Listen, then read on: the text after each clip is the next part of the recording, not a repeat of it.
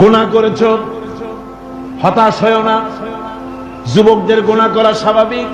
ইউনিভার্সিটির ছাত্র, কলেজের ছাত্র, প্রফেসর, শিক্ষক, অফিসার ঘুষ খেয়েছেন, জিনা করা হয়েছে, মদ খাওয়া হয়েছে, মিথ্যা কথা বলা হয়েছে, যাই কিছু করেন না কেন ভয় পাওয়ার কারণ নাই, নিরাশ হওয়ার কোনো দরকার নাই। আল্লাহ পাক ডেকে বলেছেন, কুল ইয়া ইবাদিয়াল্লাযীনা আসরাফু আলা আনফুসিহিম লা তাকনাতু মির রাহমাতিল্লাহ।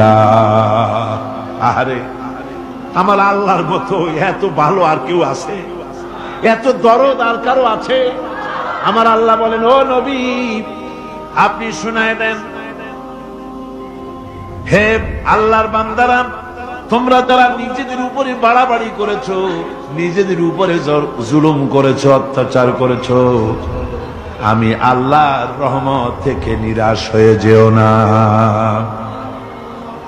মানুষ যদি অপরাধ করে, বাপের সাথে অপরাধ করেছে, মায়ের সাথে অপরাধ করেছে, মা বাবা সন্তানের চাইতে এত বড় কল্যাণকামী তো আর কেউ নাই, কিন্তু মা বাবা কোনদিন বলে না আয় আমার ছেলে তোরে মাফ করে দেই, এরকম বলে নাকি? মন চায় ছেলে যদি মাপ চাইতো, খুশি হয়ে মাফ করে দিতাম, কিন্তু কেন যে আসে না, ডাকে না যে আয় মাফ করে দেই। মা বাপ আপনাকে এত ভালোবাসে, সেই মা বাপও আপনাকে বলে না যে আয় মাফ করে দেই। আমার আল্লাহ হচ্ছেন এমন আল্লাহ,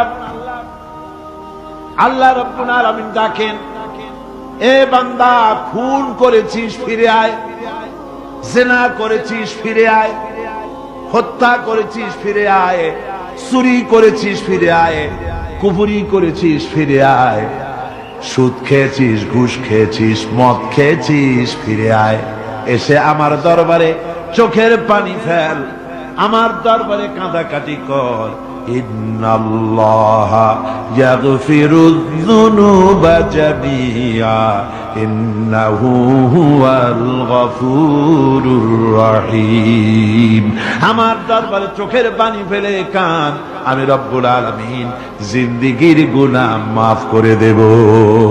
নবীজি বলেছেন, বান্দা যখন গুনার ভয়তে, আল্লাহর ভয়তে, জাহান্নামের ভয়তে অনুশোচনা করে যখন চোখ দিয়া পানি ছেড়ে দেয়, ওই চোখের পানি নাকের অর্ধেক আসতে না আসতে আল্লাহ রব্বুল আলামিন বান্দারে মাফ করে দেয়। আল্লাহ বরদাস্ত করতে পারেন না যে বান্দা কাঁদবে। আমার ভাইরা, আল্লাহর রহমত এই পৃথিবীতে, আল্লাহর রহমতকে 100 ভাগ করা হয়েছে। আল্লাহর রহমতের কত ভাগ? এই 100 ভাগের 1 ভাগ সারা পৃথিবীতে ছড়াই দেওয়া হয়েছে। আর 99 ভাগ কার কাছে? আল্লাহর কাছে।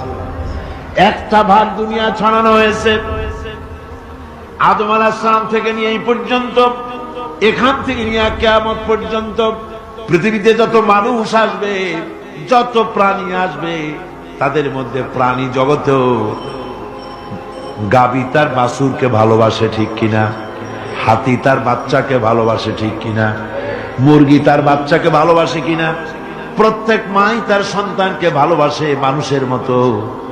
এই ভালোবাসা, স্নেহ, এই মমতা, এই করুণা, এই মহব্বত 1টা ভাগ দুনিয়ায় দেওয়ার পর আপনি আর আমি যতটুকুন ভাগে পেয়েছি, সেই মহব্বতে, স্ত্রীর মহব্বতে অস্থির, মায়ের মহব্বতে অস্থির, সন্তানের মহব্বতে অস্থির।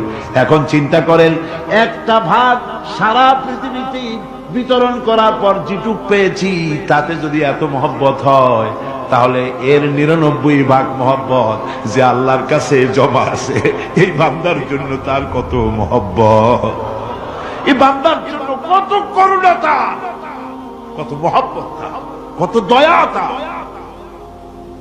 এজন্য আল্লাহ রাব্বুল আলামিন বলেছেন, নাব্বি ইবাদি আন্নী আনাল গফুরুর রহিম। ও আমার নবী, সুসংবাদ দিয়ে দাও, বান্দাদেরকে শোনায় দাও যে আমি আল্লাহ তাআলা ক্ষমাশীল আর দয়াবান।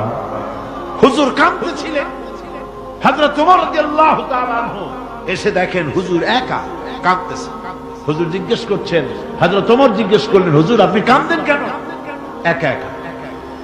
হযরত ওমর বলেন, আমি যখন প্রশ্ন করলাম নবীজি বললেন, আমার কাছে কিছু আগে জিবরাইল এসেছিলেন। জিবরাইল এসে আমাকে বললেন, আল্লাহ পাক বলেছেন, হে আমার নবী, ইসলামের ভিতরে থেকে যে সমস্ত মানুষগুলো ইসলামের ভিতরে থেকে চুল আর দাড়ি পাকায় দিছে, কিয়ামতের দিন এই লোকগুলারে আমি শাস্তি দিতে আমার শরম হবে।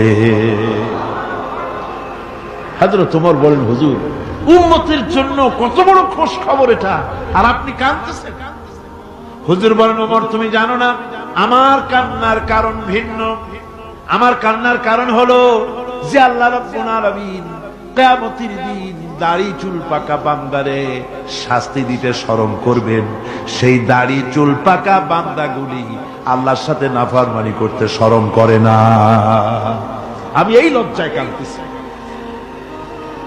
ভাইরা, হুজুর আল্লাহ পাক বলেন, ও আমার নবী, রাতের আধারে যখন একটা বুড়া আমার দরবারে হাত উঁচু করে, একটা বুড়া মানুষ রাতের আধারে যখন আমার দরবারে হাত উঁচু করে, আর যখন বলতে থাকে, রব্বুল আলামিন আমার পেছনের জীবনটা বড় খারাপ করেছি, এমন কোন কাজ জীবনে করি নাই যা তোমার কাছে কিছু দাবি করতে পারি, সব রকমের নাফরমানি করেছি, আজ আমি বুড়া হয়ে গেছি, কামাই করতে পারি না, ছেলে আমাকে চোখে দেখতে পারে না, পুত্রবধূ আমাকে ঘরে জায়গা দেয় না, আমার স্ত্রী আমাকে দেখতে পারে না, রোজগার করতে পারি না, হাঁটতে পারি না, চলতে পারি না, সবার কাছে আমি তিতা হয়ে গেছি, আমি দাঁড়াতে পারি না, কোমরে ব্যথা পাই, হাঁটুতে ব্যথা পাই, চলতে পারি না, কানে শুনতে পাই না, চোখে দেখতে পারি না, আর তোমার কাছে কিছু চাইয়া নেব এমন ভালো কাজও করি নাই।